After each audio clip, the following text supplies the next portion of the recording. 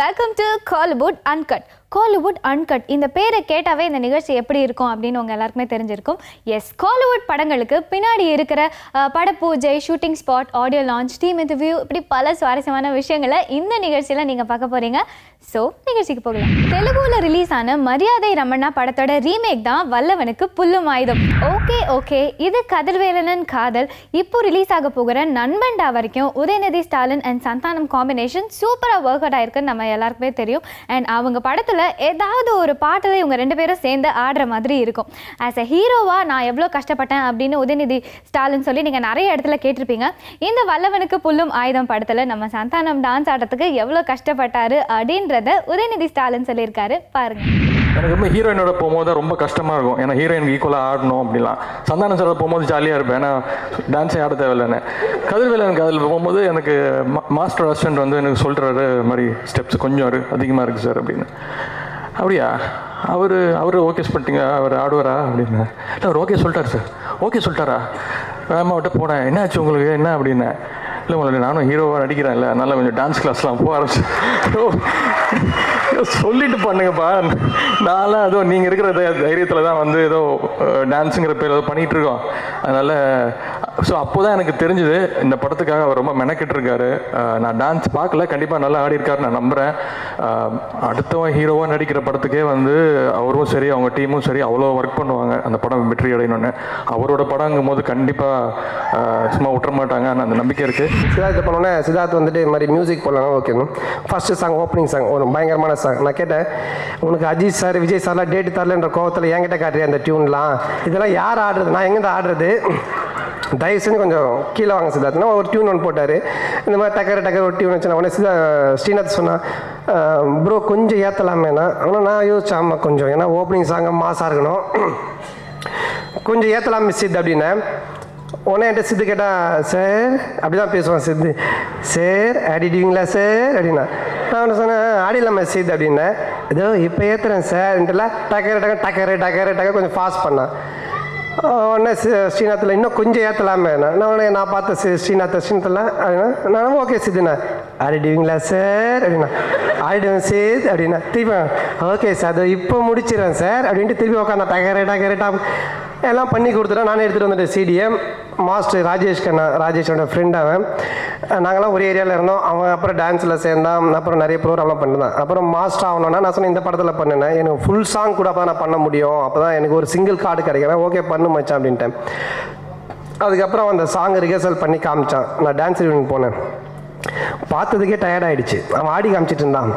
டேய் பார்த்ததுக்கே டயர்டாகுது, எங்கேருந்து நான் ஆடுறது அப்படின்னு. மச்சான் பீட்டு போயிட்டு மச்சான் டக்குன்னு இந்த பீட்டு இப்படி தான் மச்சான் ஆட முடியும், ஸ்லோவாக ஆட முடியாதுண்ணா.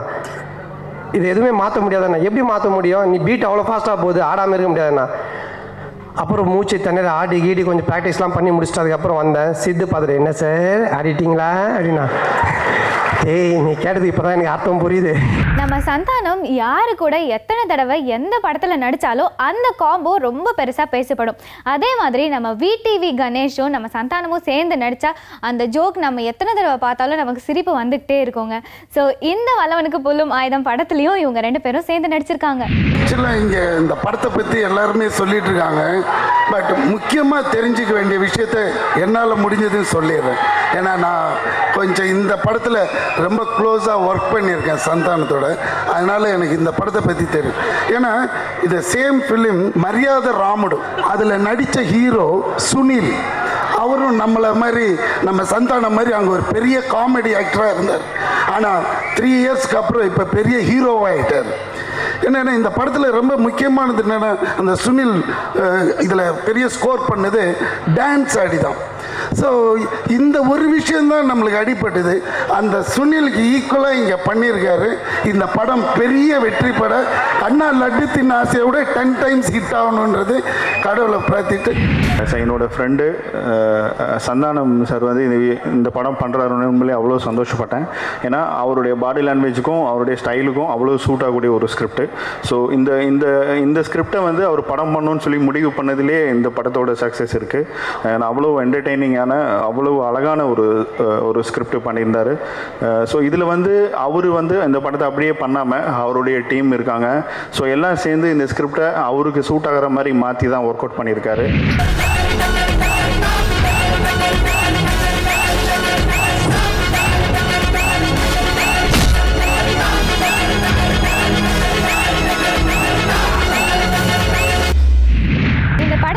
மிர்ச்சி செந்தில், புது ஹீரோயினான அஷானா ஜாவ்ரே அண்ட் மியூசிக் டைரக்டர் சித்தார்த் உப்பின் கூட ஒரு சின்ன ரோல் ப்ளே பண்ணியிருக்காங்க.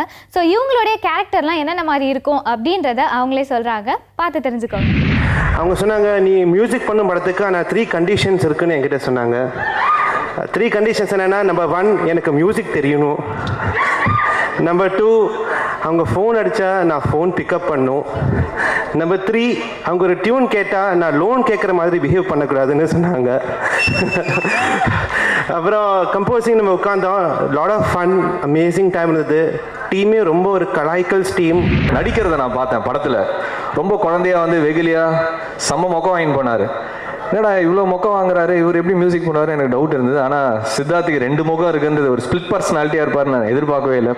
ரொம்ப நல்லா பர்ஃபார்மும் பண்ணியிருக்காரு, மியூசிக் அதை தாண்டி பண்ணியிருக்காரு. I'm really lucky and blessed to have my debut with such a wonderful team. இப்போ இந்த படத்தோட ஹீரோ அவருடைய கேரக்டர் பற்றி நிறைய விஷயங்கள் பேசியிருக்காரு, பாருங்க. என்னன்னா, இந்த படத்தில் என்ட்ரி ஆனதுக்கு அப்புறம் தான் எனக்கு ஒரு புது புது விஷயங்கள், புது புது அனுபவங்கள்லாம் தெரிஞ்சது. ஆக்சுவலாக ஃபஸ்ட்டு மியூசிக் டைரக்டர் சித்தார்த்தை பற்றி சொல்லணும். ஃபஸ்ட்டு டைரக்டர் ஸ்ரீநாத், நாங்கள் 2 பேரும் காமெடி நடிச்சுக்கிட்டே இருந்தோம். நடிச்சிட்டு இருக்கும்போது நான் சொல்லுவேன், மச்சான் ஹாலிவுட்லலாம் ஹீரோக்கு ஃப்ரெண்டே கிடையாது தெரியுமா அப்படின்னுவேன். ஆமாம் மச்சான், அதனால தான் தனியாக வருவான், தனியாக தான் போவான், கூடலாம் ஃப்ரெண்டு யாருமே வரவே மாட்டாங்க மச்சான். அப்படிலாம் ஒரு சுச்சுவேஷன் தமிழ்நாட்டு வந்தால் உன் நிலைமையெல்லாம் யோசிச்சுப்பாரு அப்படின்னுவேன். மச்சான் அப்படிலாம் சொல்லாத, பயமாக இருக்குது அப்படின்னுவான். ஸோ என்னென்னா, அதுக்கப்புறம் அவன் சொல்லுவான், மச்சான் ஹாலிவுட்லலாம் பொங்கலே சாப்பிட மாட்டாங்க, நீ காலைல பொங்கல் சாப்பிட்றி அப்படின்னுவான். ஸோ நாங்கள் எதுக்கு எடுத்தாலும் ஹாலிவுட்டையும் தமிழ்நாட்டு சினிமாவும் கம்பேர் பண்ணியே பேசிகிட்டு இருப்போம். வரும்போது கூட இவர் கேட்டார், ப்ரோ கேட்டார், டேய் தம்பி யார் கெஸ்ட்டெல்லாம் வர்றாங்க. நான் சொன்னேன், கெஸ்ட்டுன்னு நான் யாருமே கூப்பிடல ப்ரோ, நான் யாருக்கும் ஃபோன் பண்ணல, நான் பண்ணாலும் வருவாங்க, ஆனால் நான் யாருமே ஃபோன் பண்ணல, யாரையும் கூப்பிடல ப்ரோ அண்ணன். அப்போ யார் தான்டா என்னாரு, நீலாம் தான் கெஸ்ட்டுன்னு. என்னடா சொல்கிற, டே நான் ப்ரிப்பேர் பண்ணலடா பேசுகிறதுக்கெல்லாம் என்னாரு. அப்படியே நீ பேசிட்டாலும் தமிழ்நாட்டு மக்கள் அப்படியே ஸ்டன் ஆகி போயிடுவாங்க, வந்து உன் குரல் 2 வார்த்தை பேசுனேன். ஸோ என்ன சொல்ல வந்தேன்னா, என்ன ரசிக்கிறவங்க, என்ன நேசிக்கிறவங்க, எனக்காக உழைக்கிறவங்க, என் மேலே அன்பாக இருக்கிறவங்க தான் எனக்கு கெஸ்ட்டு. பார்க்கும்போது எதுவும் தெரியல. மாஸ்டர் பெப்சிஜன் மாஸ்டர் லாரிலேருந்து ஒரு ஜம்ப் பண்ண ஒரு சீக்வன்ஸு, ஒரு பெட்டு போட்டார், லாரிலேருந்து கீழே குதிக்கணும். கீழே பார்த்தா ரொம்ப தூரமாக இருந்துச்சு. ஒன்று அசிஸ்டண்ட்டை கூப்பிட்டு, இன்னொரு பெட்டு போடுங்களேன். என்ன மாஸ்டர் 1 more பெட்டுனாரு அப்படின்னாரு. இன்னொரு பெட்டு போட்டாங்க, டயர் வரைக்கும் வந்துச்சு. கொஞ்சம் அப்படி ஜம்ப் பண்ணலாம் வந்து திருப்பி ஜர்க்காச்சு, இன்னொரு பெட் அப்படின்னா. ஒன்று அவன் மாஸ்டர்கிட்டே கேட்கல, ஏன்னா டென்ஷனாக இன்னொரு பெட்டு வந்து போட்டான், பாடி வரைக்கும் வந்துருச்சு. அதுக்கப்புறம் அப்படி வந்தால் கொஞ்சம் கஷ்டமாக இருந்துச்சு. இன்னொரு பெட்டு போட்டானுங்க. நான் படுத்துருக்கிறதுக்கும் லாரிக்கும் சமமாயிடுச்சு. அப்படியே உருண்டு படுத்துட்டேன். ஒன்று மாஸ்டர், என்ன மேன் தூங்க போறியா அப்படின்னாரு. இல்லை மாஸ்டர் ஜம்ப்பு தான். யோ எடுங்க பெட்டை, இது அவர் வீட்டிலே போய் எடுத்துக்கலாம், தூங்கும்போது உருண்டு படுக்கும்போது. கீழே குதிக்கணும் மேன், அதான் ஹீரோ, சும்மானாலும் உருண்டு படுக்கிறது கிடையாது அப்படின்னாரு. அதுக்கப்புறம் அப்படியே ஒன்று எடுத்து அப்புறம் அதுக்கு ப்ராக்டிஸ் பண்ணி அதட்ட ஆரம்பிச்சார். குதி அப்படின்னோடனே என்னென்னா, மாஸ்டர் வந்துட்டு எப்பவுமே ரீரெக்கார்டிங் கூடயே பண்ணிட்டு இருப்பாரு, இப்படியே பண்ணிட்டு இருப்பாரு. ஸோ நான் எதனா போயிட்டு அப்படியே பார்த்துருந்துச்சு அப்படின்னு. சரி மாஸ்டர் அப்படின்னு திரும்பி ஓகே மாஸ்டர். ஸோ அதுக்கப்புறம் குதின்னு அப்புறம் குதிச்சோம். ஸோ ஒரு ஹீரோ வந்ததுக்கப்புறம் எவ்வளோ கஷ்டப்பட வேண்டியது இருக்குது. ஏன்னா ஈஸியாக கிடையாது, இட்ஸ் எ ஜாப். காமெடினா இருந்தாலும் வில்லனாக இருந்தாலும் யாராக இருந்தாலுமே அது என்னோடய தொழில் சினிமான்றது. அதில் நம்ம என்ன பண்ணோம், இப்போ ஹீரோ ஆகிட்டோம்னா மக்கள் நம்மளை நம்பி வராங்கன்னா கண்டிப்பாக டான்ஸ், ஃபைட், சென்டிமெண்ட், காமெடி எல்லாமே பார்க்கணும். ஸோ அதுக்கு என்ன உழைக்க முடியுமோ அவ்வளோ கஷ்டப்பட்டு உழைச்சிருக்கோம்.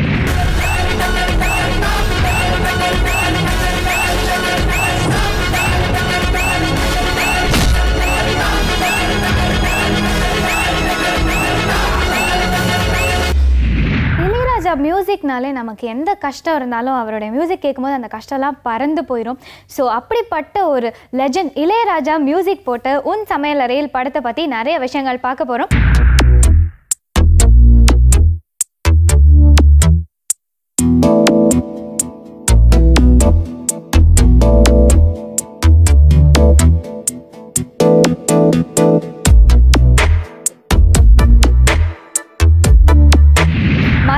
ரிலீஸ் ஆகி சூப்பர் டூப்பர் ஹிட்டான படம் தான் சால்ட் அண்ட் பெப்பர். இந்த படத்தோட ரீமேக்கை இப்போ நம்ம பிரகாஷ் ராஜ் சார் டைரக்ட் பண்ணுறாரு. அந்த படம் தான் உன் சமையலறையில்.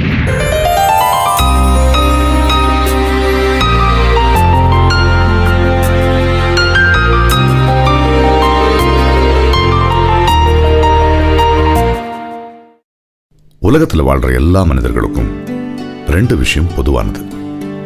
ஒன்று காதல், இன்னொன்று பசி. 2க்கும் விருந்து ரெடி ஆயிட்டு இருக்கு.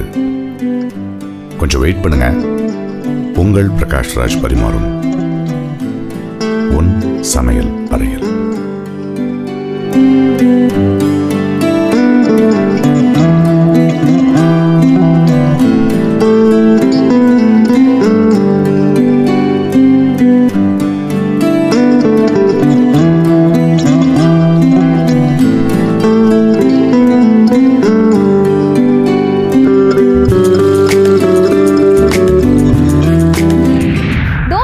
அப்புறமா ரெண்டாவதா இளையராஜா அண்ட் பிரகாஷ் ராஜ் சாரோட காம்போ மறுபடியும் வந்திருக்கு. ஸோ விஷுவலாகவும் மியூசிக்கலாகவும் இந்த படம் ரொம்ப பெருசாக பேசப்பட்டிருக்கு. கைலாஷ் கேர் வந்தார், இவர் கம்போஸ் பண்ணி அவங்க பாட வந்து இன்றைக்கி அந்த பாடல் அற்புதமாக இருக்குது. பட் இந்த பாடலோட ஒரு அற்புதமான ஒரு வீடியோ என்கிட்ட இருக்குது, ஒரு 8 நிமிஷம் வீடியோ. கைலாஷ் கேருக்கு ராஜா சார் வந்து கற்றுக் கொடுத்துட்ருக்காரு அந்த சாங்கை. இந்த பிறப்பு தான் அந்த யாரை பார்த்தாலும் ராஜா சார் இந்த சாங்கு வரணும்னு நினச்ச 50% இந்த சாங் வந்துருந்தால் பெரிய விஷயம். ராஜா சாரோட பெரிய பலம் எனக்கு என்னென்னா, மியூசிக் 4 சாங் கொடுத்துட்டாரு, போயிட்டேன் லொக்கேஷனுக்கு. ஷூட் பண்ணிகிட்டு இருக்கும்போது ஒவ்வொரு வினாடியும் எனக்கு பின்னாடி இருந்திருக்கார் அவர் ஒரு பலமாக. நான் ஏதாவது ஒரு ஷார்ட்டை வைக்கும்போது ஒரு சைலன்ஸில் போனோம், பிரித்தா நம்ம இப்படி போகலாம், இப்படி ட்ராலியில் போகலாம்னும் போதெல்லாம் நான் இருக்க எடுன்னு ஒரு ஆம்னி ப்ரெசன்ட் ஒரு பலமாக நம்ம கூட இல்லாமையே பின்னாடிலேருந்து ஒரு ஆசீர்வாதம் மாதிரி ஒரு ஒரு ப்ரோத்சாகம், ஒரு ஹீஸ் ஆல்வேஸ் புஷஸ் யூ அஹெட் அப்படி இருந்திருக்காரு. ஒரு படம் ரிலீஸ் ஆகும்போது அந்த படத்துக்கு முக்கியமாக உயிர் கொடுக்கறது பாடல் அப்படின்னு சொல்லலாம். எத்தனையோ பேர் நிறைய பாடல்கள் போட்டிருந்தாலும் இன்னமும் டாப் லிஸ்ட்டில் முதல் ஆளாக நிற்கிறது நம்ம இளையராஜா சார் தான். ஸோ இளையராஜா சார் இந்த படத்தை பற்றி என்ன பேசியிருக்காருன்னு பாருங்கள். டியூன் போட்டாச்சு, தமிழ் உணவு வகைகளை பற்றியே பாட்டில் வரணும் அப்படின்னு சொல்லி பிரகாஷ் கேட்டதுனால அதை வச்சே பாடல் எழுதிட்டு பாடி பார்த்தா இல்லையே இந்த பல்லவி சரியில்லையேன்னு தோணிக்கிட்டே இருந்தது. திடீர்னு ஒரு நாள் ஆனால் எனக்கு கம்போசிங் நேரத்தை தவிர வேறு நேரத்தில் வந்து இசையை பற்றியோ அல்லது என்ன பண்ணணுங்கிறத பற்றியோ நினைக்கிற ஆள் நான் இல்லை. அந்த நேரத்தில் என்ன வருதோ அந்த நேரத்தில் அதை கம்போஸ் பண்ணி தான் எனக்கு இது வரைக்கும் பழக்கம். ஆனால் முதல் முறையாக ரெக்கார்டிங் கிளம்பிகிட்ருக்கேன், பாட்டெல்லாம் எடுத்தாச்சு. எடுத்த பின்னாடி ரெக்கார்டிங் கிளம்பி அன்னைக்கு வந்து ஒரு தண்ணி எடுத்து தலையில் ஊற்றுறேன் பாத்ரூமில். இல்லை இந்த பிறப்பு தான் இந்த ஒரு நல்லா ருசிச்சு சாப்பிட கிடச்சதுங்கிற லைனில் இந்த பாட்டுக்கு வரணும், இதுதான் அந்த கேரக்டரு அப்படின்னு சொல்லி பிரகாஷ் ராஜ்கிட்ட வந்து ஸ்டுடியோவில் வந்து இது பாத்ரூமில் எனக்கு தோணுதியா அப்படின்னு சொன்னால், சார் இதுதான் கரெக்டு, இதுதான் இது கேரக்டருக்கு பொருத்தமாக.